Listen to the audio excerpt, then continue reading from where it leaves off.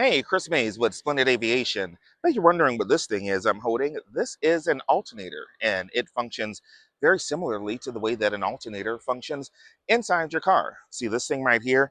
It turns around and generates electricity to charge up the battery. It normally has a belt around it that spins it around. If you take a look right here, you'll see a belt attached to our propeller. So as that thing spins around, our alternator will also spin around and do what? Charge our battery up.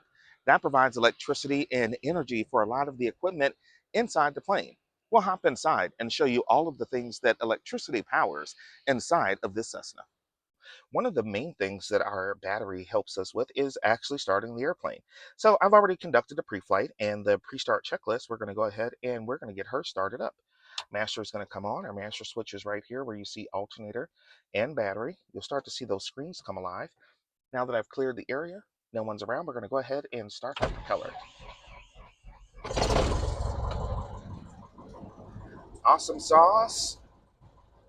So if you take a look, because this is what we call a glass cockpit, which puts all of our flight instruments on these two glass displays, we need electricity to power all of these things so that the pilot is able to see where they're going. If you took a look at our six-pack video before, this is our six-pack all on one screen. Here's our attitude indicator, our airspeed indicator over here. This is our vertical speed indicator, or this little strip right here. And this also serves as a primary flight display here, which is going to provide us information like our transponder, our barometric pressure once we put that in, even showing us our taxiway, the airport that we in, and we can program flights. One of the things that we check for when it comes to electricity as pilots is whether or not the battery is charging. So if you take a look at our volts right here, we're at 27.9. We need 24 volts to start the airplane. And you see that little plus sign right there? That lets us know that the alternator is doing its job. It is charging up the battery. As long as you have a plus sign right here, your airplane is getting more electricity and that alternator is running exactly as it should.